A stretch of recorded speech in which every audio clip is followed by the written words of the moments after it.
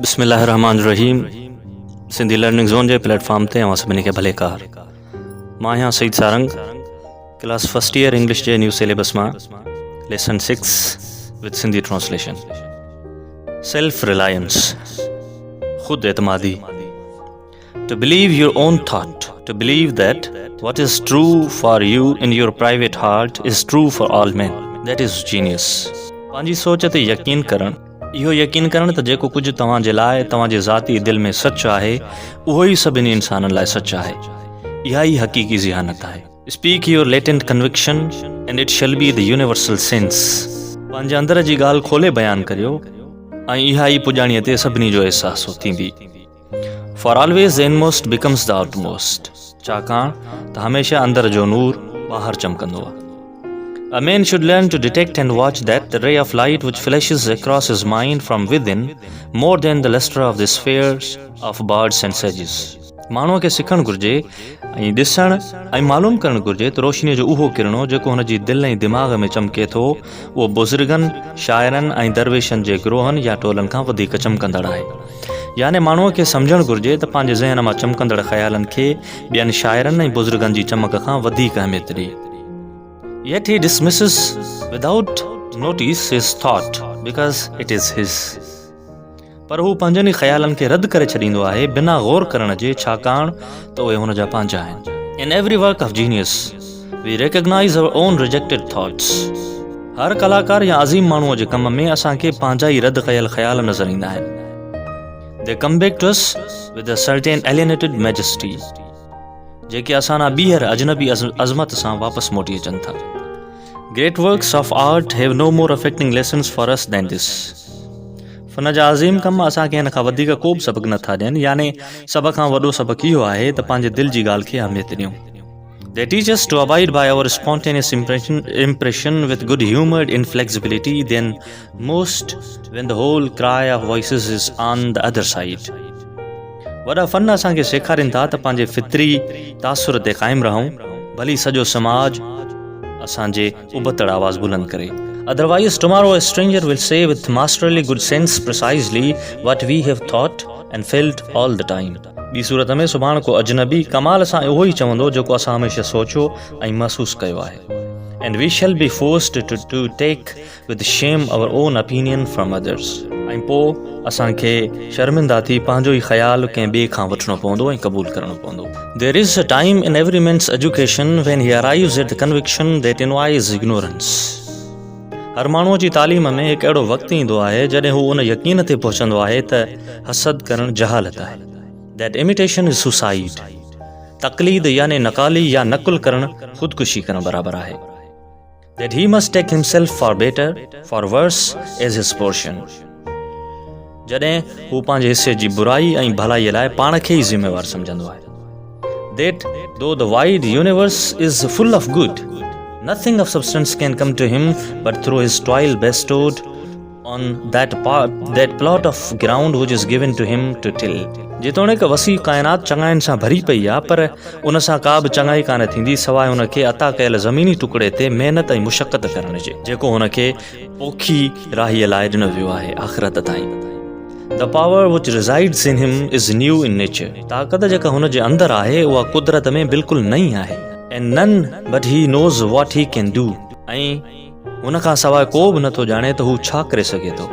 Nor does he know until he has tried. एतिरे क़दुरु जो उन खे मालूम न आहे जेसीं ताईं हू कोशिशि नथो करे। A man is relieved and happy when he has put his heart into his work and done his best. इंसान खे सुकून ऐं ख़ुशी तॾहिं मिलंदी आहे जॾहिं हू पंहिंजे दिलि सां कमु कंदो आहे। But what he has said or done otherwise shall give him no peace. बाक़ी बिना दिलि जे हुन जेको चयो या कयो तंहिंसां खेसि कॾहिं बि सुकून न मिलंदो। Trust thyself. पंहिंजो पाण ते भरोसो करियो। Every heart vibrates to that iron string. हर दिलि उन तार ते ई हम आहंग थी वॼंदी आहे। Accept the place the divine providence has found for you, the society of your contemporaries, the connection of events. पंहिंजे दौर जे हम असर माण्हुनि, लॻा पियल वाक्यनि ऐं पंहिंजे उन मक़ाम खे क़बूलु करियो जेको कुदरत तव्हां लाइ चूंडियो आहे। Great men have always done so and confided themselves childlike to the genius of their age, betraying their perception that the absolutely trustworthy was seated at their heart, working through their hands, predominating in all their being. अज़ीम माण्हू हमेशह ईअं कंदा आया आहिनि, यानी पाण ते भरोसो रखंदा आहिनि ऐं पंहिंजे दिलि ऐं ज़मीर जी ॻाल्हि मञींदा आहिनि ऐं ॿारनि जीअं पंहिंजे दौर जी ॾाहप, हालतुनि ऐं मौक़ियनि ते भरोसो कंदा रहिया आहिनि।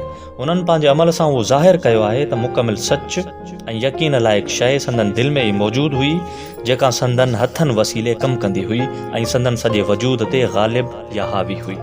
What I must do is all that concerns me, not what the people think. मूंखे उहो ई लाज़मी तौरु करणु घुरिजे जंहिं सां मुंहिंजो तालुक़ु आहे, न कि उहो जेको माण्हू चवनि या सोचनि था। This rule, equally arduous in actual and intellectual life, may serve for the whole distinction between greatness and meanness. हीउ उसूल हक़ीक़त में ऐं ज़िंदगीअ में हिकु जहिड़ो ई मुश्किल आहे ऐं इहो ई फ़र्क़ु आहे बुलंदीअ ऐं पस्तीअ में, अज़ीम थियण ऐं ख़सीस थियण में। It is the harder because you will always find those who think they know what is your duty better than you know it. इहो वधीक मुश्किल आहे छाकाणि त तव्हांखे अहिड़ा माण्हू मिलंदा जेके सम्झनि था त तव्हांजे कम खे तव्हां खां वधीक उहे ॼाणनि था। It is easy in the world to live after our own, but the great man is he who, in the midst of the crowd, keeps with perfect sweetness the independence of solitude. अकेलाईअ में पंहिंजी राय मुताबिक़ हलणु या ज़िंदगी गुज़ारणु सवलो आहे, पर अज़ीम उहो माण्हू आहे जेको हुजूम में हूंदे बि अकेलाई वारी आज़ादीअ जी मिठास खे क़ाइमु रखे। Insist on yourself. पाण ते इसरार करियो, never imitate, कॾहिं बि नकुल न करियो। Your own gift you can present every moment with the full force of a whole life's cultivation. तव्हांजो पंहिंजो तोहफ़ो जेको तव्हां मुकमल क़ुवत सां पेश करे सघो था, उहो सॼी ज़िंदगीअ जो फल आहे। But the borrowed talent of another, you have only temporary and incomplete possession. पर ॿिए जी चोरायल सलाहियत कर्ज़ी आहे जेका आर्ज़ी ऐं अधूरी हूंदी आहे। No man yet knows what it is until that person has exhibited it. को बि माण्हू उन सलाहियत खे नथो ॼाणे सघे जेसीं ताईं हू ज़ाहिर नथो करे। Where is the master who could have taught Shakespeare? किथे आहे उहो उस्ताद जंहिं शेक्सपियर खे पढ़ायो? Where is the master who could have instructed Franklin or Washington or Bacon or Newton? किथे आहे उहो उस्ताद जेको फ्रैंकलिन, वॉशिंगटन, बेकन या न्यूटन खे पढ़ाए पियो सघियो? Every great man is a unique. हर अज़ीम माण्हू मुनफ़रिद थींदो आहे। Shakespeare will never be made by the study of Shakespeare. Shakespeare जो मुतालियो करे शेक्सपियर पैदा नथो थी सघे। Do that which is assigned to you and you cannot hope too much or dare too much. उहो करियो जेको अव्हांखे सौंपियो वियो आहे। तव्हां घणी उमेद नथा करे सघो न ई हिमत करे सघो था। Abide in the simple and noble regions of the life. Obey your heart and you shall reproduce your own creative world again. पंहिंजे दिल जी ॿुधो ऐं उन जी पैरवी करियो त तव्हां पंहिंजी तख़लीक़ी दुनिया ॿीहर पैदा कंदव। Society never advances. मुआशिरो कॾहिं बि अॻिते न वधंदो आहे। It recedes as fast on one side as it gains on the other. उहो हिक पासे सुधरे थो त ॿिए पासे वरी बिगड़े थो। It undergoes continual changes. It is barbarous, it is civilized, it is religious, it is rich, it is scientific. उहो मुसलसल तब्दील थींदो रहे थो, कॾहिं वहशी, कॾहिं तहज़ीब याफ़्ता, कॾहिं मज़हबी, कॾहिं अमीर, कॾहिं साइंसी आहे। But this change is not for better. पर हीअ तब्दीली बहितर लाइ न आहे। For everything that is given, something is taken. छाकाणि त जेका शइ ॾिनी वेंदी आहे त बदिले में कुझु वठंदी बि आहे। Society acquires new art and loses old instincts. मुआशिरो नवां फ़न हासिल कंदो आहे, तीअं वरी पुराणा वस्फ़ वरी विञाईंदो बि आहे। What a contrast between the well-clad, reading, writing, thinking, civilized, with a watch, a pencil, and a ball of exchange in his pocket, and the naked savage, whose property is a club, a spear, a mate, and an undivided portion of shade to sleep under. सोच कर त तहज़ीब याफ़्ता माण्हूअ वटि कलम, watch, किताब ऐं पैसा आहिनि, जॾहिं त वहशी माण्हूअ वटि हिकु काठ जी लठ, भालो, कुहाड़ी ऐं सुम्हण लाइ वण जे हेठां हिकु ज़मीन जो टुकड़ो आहे। But compare the health of the two men. पर ॿिन्ही जी सिहत में मुक़ाबिलो करे ॾिसो. And you shall see that the civilized man has lost his aboriginal strength. तव्हां ॾिसंदा त तहज़ीब याफ़्ता माण्हू पंहिंजी असुल ताक़त विञाए छॾी आहे. If the traveler trails us truly, strike the savage with a broad axe, and in a day or two the flesh shall unite and heal as if you struck the billow into soft pitch. जेकॾहिं को मुसाफ़िर सच ॿुधाए त कंहिं वहशी खे कुहाड़ीअ सां वार कयो ऐं उन जो गोश्त हिक या ॿिनि ॾींहंनि में वरी ईअं मिली भरिजी वेंदो जीअं तव्हां नरम मिटीअ या फोम में धकायो हुजे. And the same blow shall send the civilized man to his grave. पर उहो साॻियो ई वार हिक तहज़ीब याफ़्ता माण्हूअ खे क़ब्र ताईं पहुचाए छॾींदो. The civilized man has built a coach, but has lost the use of his feet. तहज़ीब याफ़्ता माण्हूअ गाॾी त ठाही आहे पर पंहिंजे पेरनि जो इस्तेमालु विञाए वेठो आहे. He is supported on the crutches, but lacks so much support of muscle. उन वटि घोड़नि ऐं बैसाखियुनि जी ताक़त त आहे पर रॻुनि ऐं मुश्कुनि जी ताक़त न आहे. He has a fine modern watch, but he fails of the skill to tell the hour by the sun.